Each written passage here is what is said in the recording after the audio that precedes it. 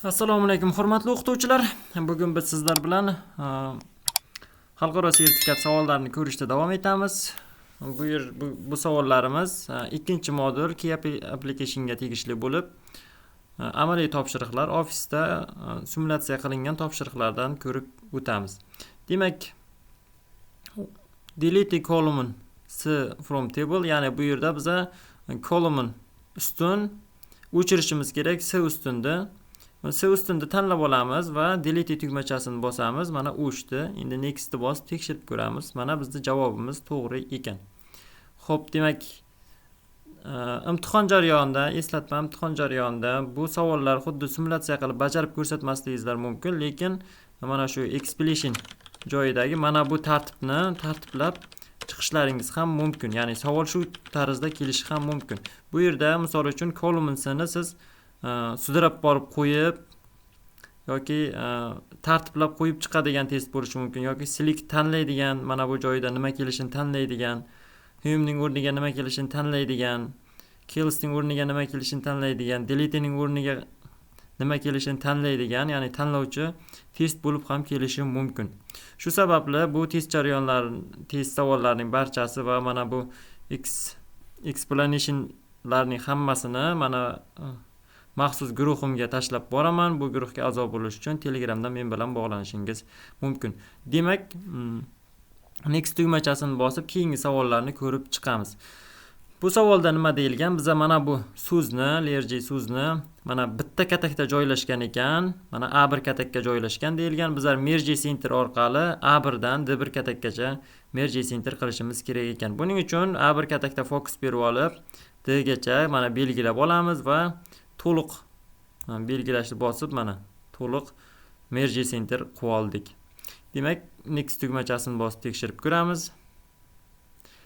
Mana buni ham to'g'ri bajardik. Endi bu yerda nima deyilgan? Column D, ya'ni D ustundagi numberlar mana ko'rib turibsiz, ko'rinmay qolgan. Bu kenglik kamligi uchun buni mana vitsini kengaytirib chiqishimiz kerak. Buning uchun mana chekka olib borib sichqonchani tez 2 marta bossak mana kengayadi. Next bosib tekshirib ko'radigan bo'lsak mana to'g'ri javob. Bu yerda aytilgan, bu yerda tepada uskunalar paneli orqali ham qilishimiz mumkin yoki deyilgan mana or, mana bu biz qilgan yo'l mana ikkinchida ko'rsatilgan. Ikkita yo'l bilan bajarsa bo'lar ekan uni. Ikkovi ham to'g'ri bajarilgan hisoblanadi. Demak, bizada set filtrlang deyilgan, faqatgina defenders degan ma'lumotga tegishli jadval qolsin deyilgan. Xo'p, demak boshladik. Biza birinchi mana ustunlarni belgilab olamiz. Mana belgilab oldik va mana bu yerdan filtr bo'limidan filtrni qo'shib olamiz. Filtr qo'shganimizdan so'ng bu yerda faqatgina defenderni qolish uchun bu yerdan faqatgina defenderga bitishga qoldiramiz. Qolganlarini olib tashlaymiz va OK tugmachasini bossak, faqat defenderga tegishli ma'lumotlar qoldi. Next tugmachasini bosamiz. Mana bu ham to'g'ri ekan.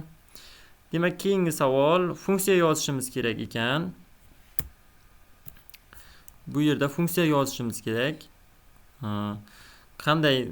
Xuddi mana shu jadval bir nechta savollar bo'lib o'zgarib keladi imtihonda.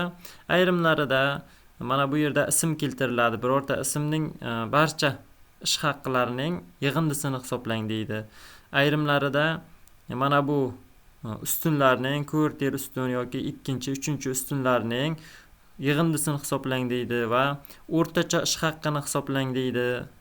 Average funksiyasi orqali yoki maksimal, minimal ish haqqini hisobladigan funksiyalarni so'rashi mumkin. Bu yerda mana bizdan so'ralgani kvartir 3, uchinchi ustundagi sum yig'indini hisoblang deyilgan. Biz tenglik belgisini qo'yamiz, sum funksiyasini yozamiz. Agarda siz imtihonda rus tilida topshiradigan bo'lsangiz, funksiyani rus tilida yozishingiz kerak bo'ladi. Ya'ni rus tilida ham sum funksiya, lekin average yoki boshqa ayrim funksiyalar rus tilida boshqacha bo'ladi. Demak, sum degan funksiyani yozdik. Bizlar bu ustundagi D3 katakdan boshlaymiz. Demak, D3 va D3 dan katak kelgan D8 katakgacha ekan. D8.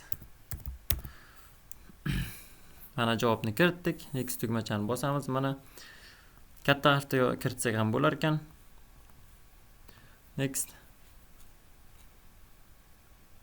Keyingi topshirig'imizda biza best fit data labels qo'shishimiz kerak ekan, ya'ni pichartga edit qo'shing deyilgan.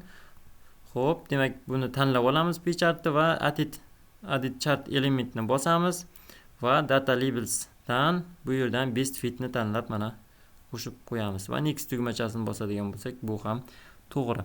Albatta bu savolni amaliy bajarishni ham o'rganganimiz yaxshi, lekin bu yerda buni ketma-ketligini, ya'ni qaysi tugmalar bosilgan, bularni ham bilib qo'yishimiz kerak. Shu ko'rinishdagi savollar ham imtihonda tushadi. Boya aytib o'tganimdek. Next tugmachasini bosib keyingi topshiriqqa o'tamiz. Bu yerda A2 dan D16 gacha bo'lgan belgilangan jadval format bizaga format bering deyilgan. Table style dark 9 degan format berishimiz kerak ekan va bu format header row bo'lishi kerak ekan. Demak, buni belgilangan tayyor turibdi. Format is table ga kiramiz. Xo'p, bu yerdan dark 9 mana olib boradigan bo'lsak, o'zi table style dark 9 deb chiqadi. Mana dark bo'limidan table style dark 9 o'shani bosamiz va bosganimizda mana bu bitishgani qo'yib ketishimiz kerak. Agarda buni qo'ymaydigan bo'lsak, bizga xato javob beradi. Chunki bu yerda header row so'ralgan. Agarda so'ralmaganda edi, buni qo'yishimiz shart emas bo'lar edi. OK tugmachasini bosamiz. Mana endi nextni bosib tekshirib ko'ramiz. Bu ham javobimiz to'g'ri. Keyingi topshiriqqa o'tamiz. Bu topshiriqda nima deyilgan? Product current sheet change settings you series cannot select locked or unlocked keys with format columns format rows. Demak, biz select locked bilan unlocked qilishimiz kerak ekan buni va format columns va rowslar o'zgartirishni qulflab qo'yishimiz kerak ekan. Uning uchun file menyuga o'tamiz. Infodan Pratkit workbookni tanlaymiz va bu yerdan mana Pratkit current sheet bor. Buni tanlaymiz. Bu yerda mana ikkitasi tanlangan turibdi. Bularni o'chirib qo'yamiz, chunki bizlarga cannot o'chiring degan locked va unlockedlarni mana o'chirdik, locked unlockedlarni va bizlar nimalar qo'shishimiz kerak? Format columns bilan format rowsni. Mana format rows tanladik, format columnsni tanladik. OK tugmachasini bosamiz. Mana qulflandi o'zgartirishlar. Nextni bosamiz. Next. Demak, mana bu yerda ko'rib turganingizdek merge qilingan, bir nechta kataklar birgalashtirilgan. Bizlardan 10 merge so'ralmoqda, ya'ni bir nechta kataklarni o'z holiga qaytarish. Biz bu yerga focus berib olamiz va mergening mana bu strelkani pastga bosadigan bo'lsak, bu yerda tanlash chiqadi. 10 merge kelis qilamiz. Mana bo'ldi. Nextni bajarib davom etamiz. Demak, buni oldin tanlab qo'yganman. Bu yerda bizdan so'rayapti store stable data anti-use file spirit, ya'ni nuqtalar bilan ajratilgan ma'lumotlar nima deb so'rayapti. Mana saqlaydi va virgul bilan ajratadigan ma'lumotlarni so'ramoqda bizda. Bu XV format kengaytmasi bo'ladi. Mana file types degan faylning turi. Data va uses file deb so'ragan, ya'ni data fayl bular. Nextni bosamiz. Bular ham oldin javob berilgan ekan. Bularda ham bunda nima so'ralgan? Bularda qaysi jadvaldagi qaysi ustun primer key bo'la oladi deyilgan. Employee ID number. Bularni ham belgilab o'tganmiz.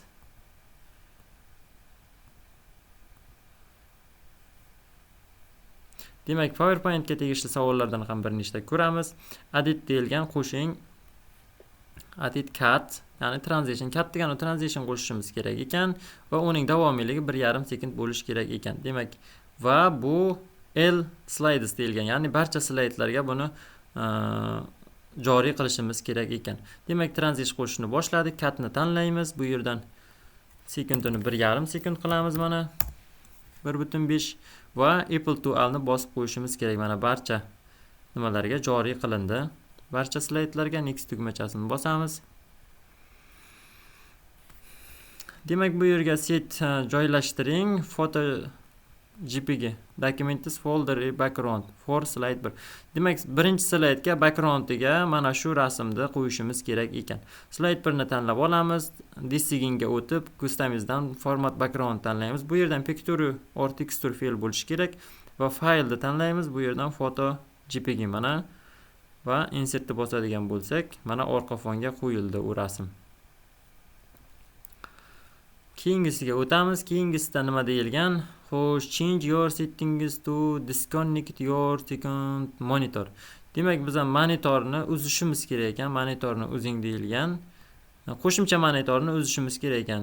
Sozlamalarni o'zgartiring. Change settings disconnect uzing deyilgan. Second monitor. Qo'shimcha monitorni uzing deyilgan. Ikkinchi monitorni uzish uchun.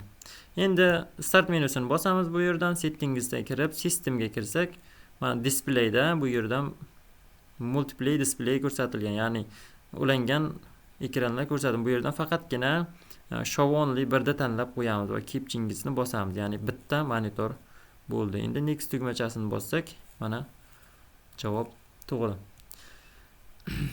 Keyin bizadan set print properties, ya'ni tahrirlang deyilgan sozlamalarni print qilishning va to print qiling, oq qora formatda print qiling deyilgan, black and white.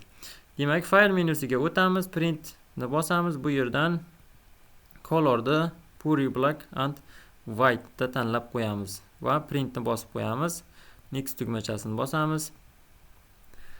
Demak, Apple to transition to only the third slide.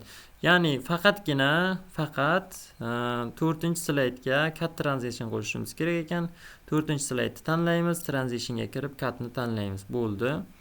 Biza chunki faqatgina 4-chiga deyilgan. Agar barchasiga deyilganda Apple to alda bosgan bo'lar edik. Demak, 4-chisiga qo'ydik slayd. O'tish effektini. Xo'p, keyingi slaydimizda 4 has random bars animation. Change animation effect that animation individual paragraph. Demak, 4-chi slaydimizda biza mana bunga effekt qo'shishimiz kerak ekan, animatsiya qo'shishimiz kerak ekan mana bu paragrafga va individual paragrafga animatsiya qo'shamiz. Random bars tanlaymiz. Ya'ni bir paragraf qilishimiz kerak ekan, mana paragraf. Bir paragraf tanlab qo'yamiz, mana tanlandi. Endi next bosadigan bo'lsak, bizning javob to'g'ri. Demak, keyingi topshirig'imizda insert deyilgan joylashtiring to content slide, ya'ni ikkita kontentli slayd joylashtiring. Qaysi 3-chi va 4-chi slaydlar orasiga deyilgan. Biz 3-chi slaydni tanlaymiz. 3-chi slaydni tanlasak, 3-chi slayddan keyin mana bu 4-chi slayd bilan 3ning orasiga bitta slayd qo'shib beradi. Keyin 4-chi slayd 5-chi slayd bo'lib qoladi. New slaydni tanlaymiz va bizga aytilgan to content slide deyilgan, mana ikkita kontentli slayd. Buni tanlab qo'yadigan bo'lsak, mana ikkita kontentli slayd qo'shildi va 4-chi slayd 5 ga tushib qoldi mana. Endi next bosadigan bo'lsak, bizning javob to'g'ri. Demak, oxirgi savolimiz bo'ladi mana shu. Apple to pattern fill background, ya'ni orqa foniga background bering deyilgan. To all slide, hamma slaydlarga orqa foniga pattern fill berishimiz kerak ekan. Xo'sh, bu yerda defaultni tanlaysiz deyilgan, ya'ni hozir ko'rsataman. Design-ni bosamiz. Sistemizga format background va picture to or texture fill yozilgan. Bu yerdan pattern fillga tushiramiz mana. Va bizaga mana pattern fill qildik va bu default deyilgan, ya'ni mana bu default, birinchisi default. O'zi doimiy turadiganda bo'laversin deyilgan. Birorta turini aytmagan bizga. Mana shu defaultida turaversin deyilgan va hamma slaydlarga joriy qilishimiz kerak. Apple to alni bosib qo'yamiz. Va orqa fon hammasiga joriy qilindi. Next tugmachasini bosamiz. Demak, bizni javob to'g'ri. Shu tarzda ishlashimiz mumkin topshiriqlarda asosiy e'tibor beradigan joyimiz mana bu ketma-ketliklarga ham e'tibor berishimiz kerak. Chunki bizdan bajaradigan ishimizni ketma-ket tartiblang deb savol ham tushish ehtimoli katta. Imtihonga kirganlar albatta tartiblash ham tushadi demoqda. Shu sababli bu alohida har bir topshiriqlarning video yechimlarini ko'rmoqchi bo'lsangiz va bu savollar va javoblar, bu ketma-ketliklarni olmoqchi bo'lsangiz, albatta Telegram guruhimga obuna bo'ling. Telegram guruhimda barcha savollar, video yechimlari, izohlar keltirilgan. Bularni ko'rib o'rganishingiz mumkin. E'tiboringiz uchun rahmat. Xayr, sog' bo'ling. Imtihonda sizga albatta omad tilayman. Keyingi darslarda ko'rishguncha